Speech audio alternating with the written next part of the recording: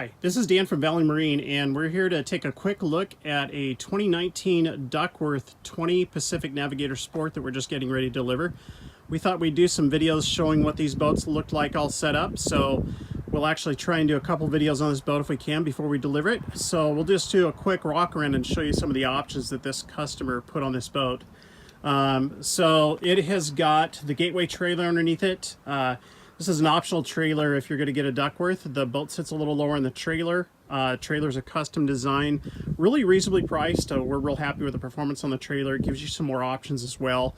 If you're trying to get in a launch that has a really shallow breakaway, trying to get it off the trailer, this definitely does help. Or if you have garage clearance issues, the boat is physically sitting lower on the trailer, so definitely helps out in certain clearance situations.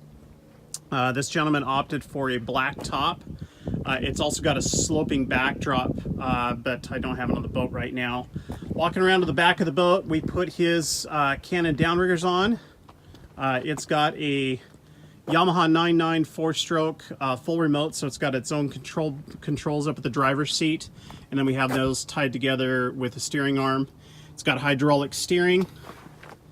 Moving over here, we've got a boarding ladder with a grab handle on this boat. And we ordered this in the optional Victory Red, which is a really nice looking color on this. On this model, when you get the fish box or the live well, they kind of put a little bit of a recessed tray in here, so if you're setting stuff back here, the chances of something sliding off of the back deck and into the water are a lot less.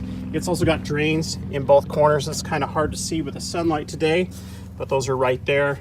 And we've got a nice large fish box in this boat. And then he did a full fisherman's interior, which is a Zolotone with a clear coat finish on the inside.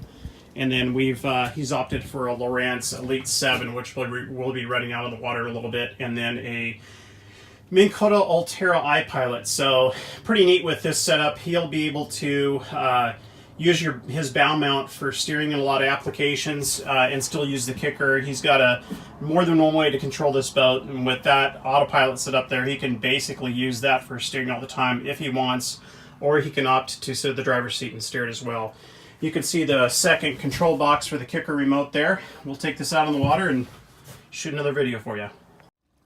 Okay, so here's an inside look at the Duckworth 20 Pacific Navigator Sport that we're getting ready to deliver here.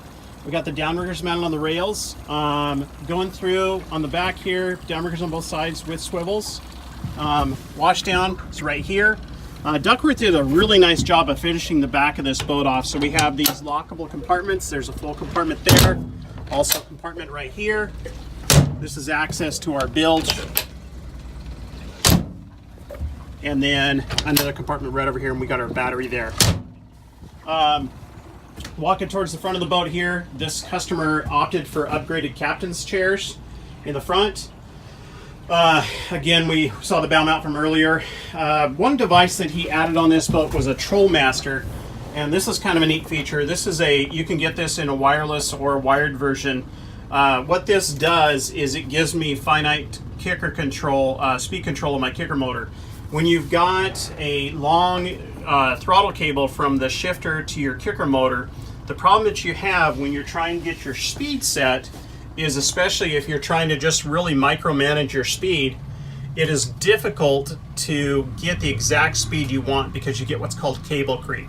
It's hard to tell from the RPMs, but it's really challenging to get my speed. Say if I want to go 2.4, I'm constantly having to play with the throttle to get my 2.4 and get it at the speed that I want. Plus, the throttle spring on the kicker motor is so light that you're just going to get that creep regardless. So what we do on a lot of our customers' boats that are running a remote on a boat like this is we'll do, this is just a wired Trollmaster right here. And what the customer can do is he can put the kicker motor in gear and have speed control with this, either in a wired format like this one or a wireless.